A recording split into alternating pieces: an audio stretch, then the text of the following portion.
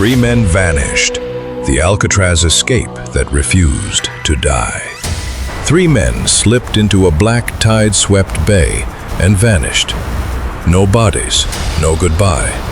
Only a raft of raincoats and a question that refuses to drown. Did anyone truly escape Alcatraz? A fortress built to kill hope, a legend that refused to die. This is the night the rock cracked. Light hunts shapes. The sea hunts breath. Into the one, the rock that swallowed hope. Alcatraz, the rock, born in 1934 to end hope itself. The nation's maximum security, minimum privilege penitentiary set adrift in San Francisco Bay.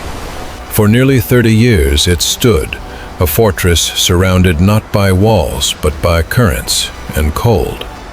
36 men tried to escape. Most were caught, some were killed. A few were listed as missing, presumed drowned. But never, officially, did anyone get away. From their cells, inmates could hear laughter from the city drift across the water on summer nights, a cruel echo of the life they'd lost. The island was close enough to see, and just far enough to kill you.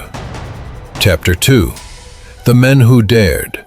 June 11th, 1962.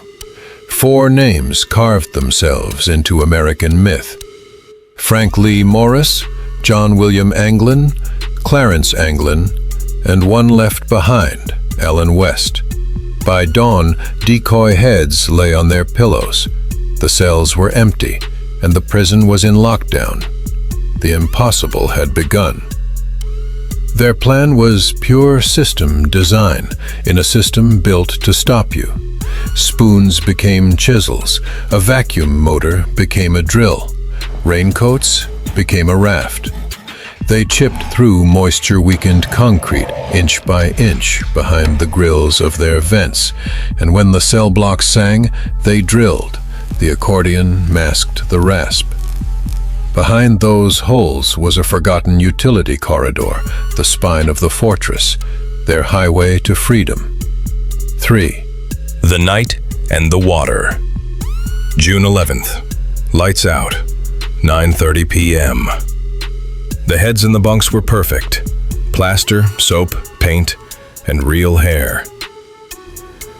Morris and the Anglins slipped through. West did not. His vent had hardened. The rock had one prisoner too many. On the roof, under a sliver of moon, the 3 men carried their raincoat raft, stitched, sealed, and waiting.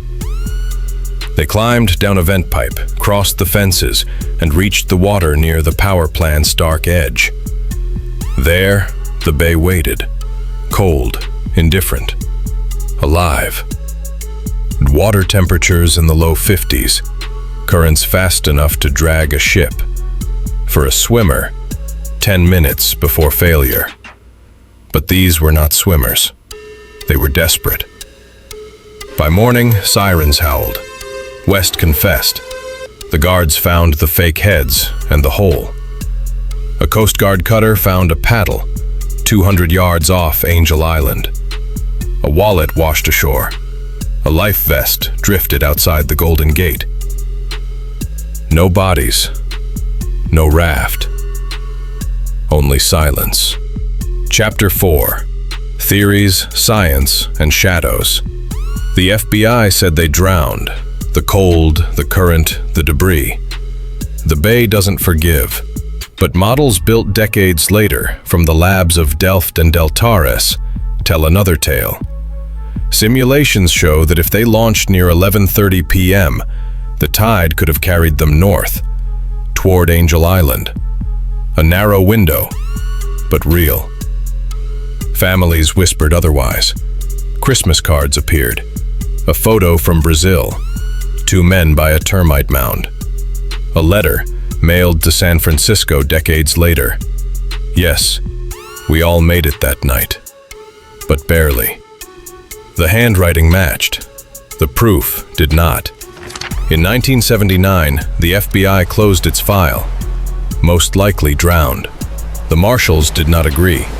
They still list the men as fugitives, and every few years they age their faces into the 90s. Chapter 5: The Legacy of the Rock. The legacy of the Alcatraz shut down in 1963, corroded by the same sea that guarded it. Today it's a museum. The holes in the cell walls are glassed in. The decoy heads sit behind rope barriers, staring forever at the ceiling. On calm mornings, swimmers cross that mile in wetsuits, chasing a dare born from myth. The three men of 1962 had no wetsuits, no escorts, only timing, nerve, and a stitched raft in a dark tide.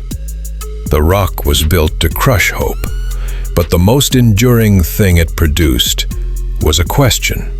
Between the roof and the surf, the story leaves the world of concrete and enters the water. That's where it lives now, half history, half legend, suspended between tide and time.